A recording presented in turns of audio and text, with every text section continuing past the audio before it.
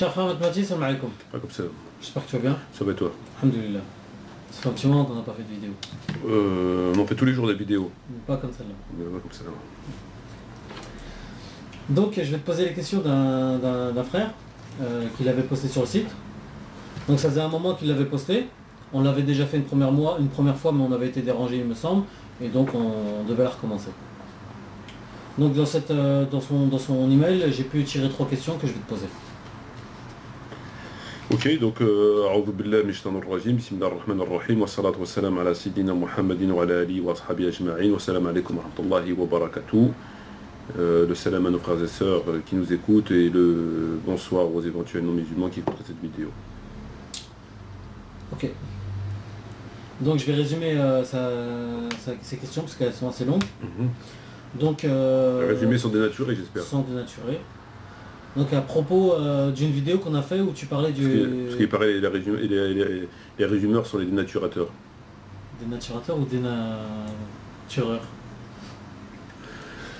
Donc à propos d'une vidéo qu'on a faite où tu parlais du hadith sur le bassin. Le hadith sur les bassins. Ouais. Et c'est donc, lequel hadith? Qu'est-ce qu'il nous dit ce hadith? Que le prophète viendra voir que des gens de sa communauté, il verra des gens de sa communauté arriver, et Dieu dira à ces gens-là à gauche. À gauche, c'est-à-dire en enfer. La gauche, c'est l'enfer. La gauche, c'est l'enfer. La gauche, c'est pas bon. La gauche, c'est pas bon. La gauche, c'est pas bon. Et le prophète, salam, il dira, mais ce sont mes compagnons. Ce sont mes compagnons. Et Dieu lui dira, tu ne sais pas ce qu'ils ont fait après toi. Ils ont changé après toi. Voilà. Et il dira, loin de moi. Ceux qui ont changé. Ceux qui ont changé. Et ils ont changé et pas en bien. Ben, sinon ils n'iraient pas à gauche. Sinon ils n'iraient pas à gauche. Donc tu as utilisé ce hadith pour dire que certains compagnons iront en enfer. Donc le frère te dit... Moi j'ai pas utilisé le hadith pour dire ça, moi j'ai fait que analyser de façon sans apporter aucune réflexion, c'est le texte qui le dit. Le texte par lui-même, il est clair, il n'est pas équivoque, il n'y a pas besoin de faire d'ijtihad pour savoir ce qu'il veut dire. Le texte il est clair. Donc il n'y a pas d'analyse. Mais ça perturbe pas mal de gens de savoir que des compagnons iront en enfer. Donc là, le frère te dit que le prophète, à ce moment-là, se rendra compte qu'ils n'ont pas le statut de compagnon, et en conséquence de quoi ils rentreront en enfer, mais pas avec le statut de compagnon. Puisqu'ils auront désobéi. Ils seront retournés en arrière. Et alors? Donc, qu'est-ce que tu as à dire à ça? En fait, c'est-à-dire que lui, il fait la distinction entre... ils ne seront plus des compagnons à partir du moment où ils ne rentreront pas en enfer avec le statut de compagnon. Et ça te fait rire? Ça me fait sourire. Pourquoi ça te fait sourire? Tu veux peut-être prendre ma place? Non, du tout. Donc, mais c'est quoi qui te fait sourire? Bah en fait parce que on trouve toujours... on cherche toujours une autre solution que celle qui est évidente. Bah, quand tu vois qu'ils arrivent encore à trouver des prétextes sur les sujets qu'on a abordés par rapport à Tariq Ramadan, alors que les choses sont d'une clarté, je veux dire, sans équivoque, me semble-t-il, et tu te poses des questions. Donc il s'agit ou bien vraiment d'une incompréhension dans la langue, ou bien il y a un problème de foi. Donc après, s'ils n'arrivent pas à comprendre les choses qui sont je veux dire que, je sais pas, on peut même pas parler de claires, qui sont évidentes, enfin qui sont dites. Il n'y a pas besoin de, on peut pas comprendre. Bon ben après, il est un peu normal que par rapport au hadith, il ramène plein de choses qui font que ou bien c'est da'if, ou bien c'est ceci, ou bien c'est tafsir, ou bien c'est sharh, ou bien c'est voilà.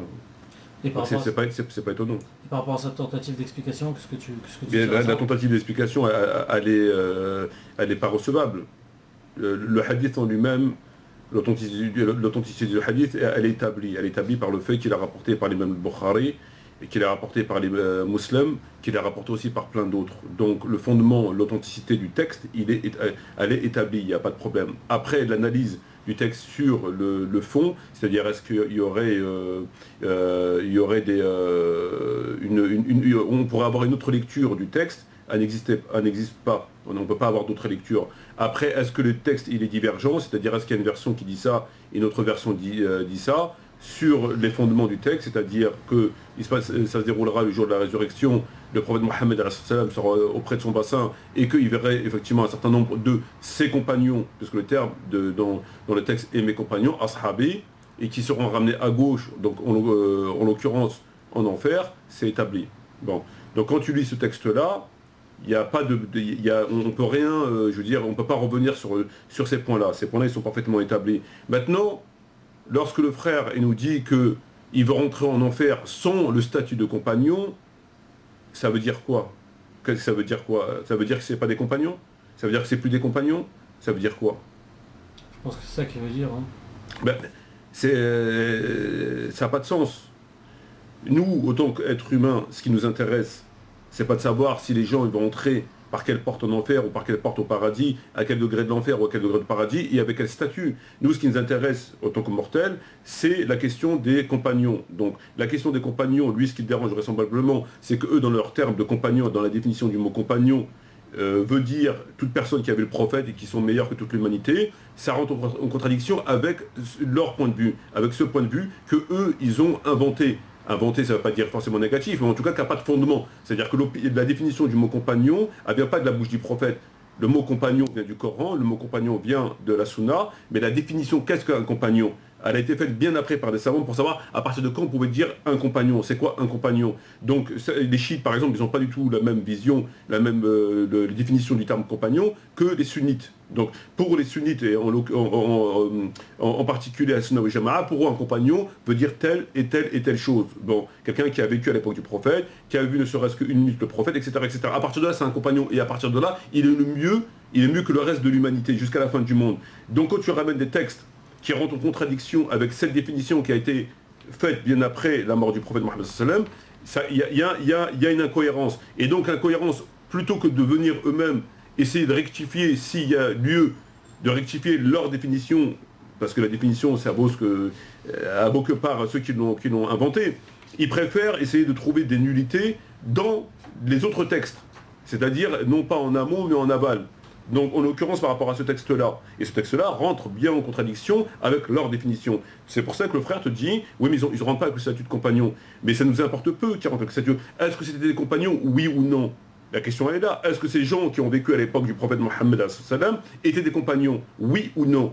À cette question, tu réponds oui, puisque le prophète dit « Je verrai un certain nombre de mes compagnons qui me reconnaîtront et que je reconnaîtrai. » Donc c'est bien des compagnons. Donc le reste, c'est pas important. Qui rentre avec le statut de compagnon, qui rentre le statut avec un autre statut, ça change quoi? La question, est-ce que c'est des compagnons, oui ou non? C'était des compagnons durant l'époque, durant leur vie terrestre. C'est ça qui est intéressant. C'est ça qu'il faut retenir. Le reste, ça ne nous intéresse pas. L'au-delà, le monde de l'au-delà, c'est pas intéressant. C'est comme sur le statut du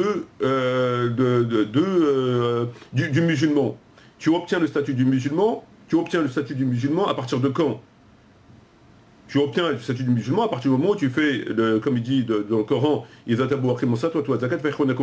donc, comme le hadith le dit. Donc, à la lecture du Coran et à la lecture de la Sunna, tu deviens musulman quand tu remplis 3 conditions.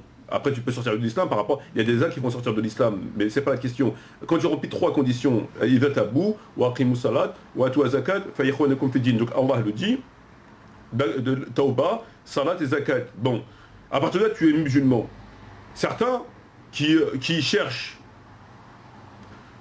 probablement ou de mauvaise foi ou de bonne foi, peu importe, mais qui veulent avoir une autre lecture parce que ça les arrange, parce qu'ils ont fait une erreur et veulent revenir là-dessus, ils vont te dire quoi? Ils vont te dire que dans le hadith de Bukhari, il est dit que toute personne qui a fait la shahada entrera au paradis. D'accord? Donc toute personne qui a fait la shahada, il n'y a pas écrit zakat et salat. D'accord? Mais la différence entre les deux textes, c'est quoi? C'est qu'un texte s'exprime pour les mortels. C'est-à-dire Dieu dit il va t'abour donc il apprend au prophète à partir de quand tu es un musulman. Donc c'est un enseignement qui parle au prophète. Donc il dit il va t'abour donc il enseigne au prophète à partir de quand ça devient vos frères. D'accord? Afin que le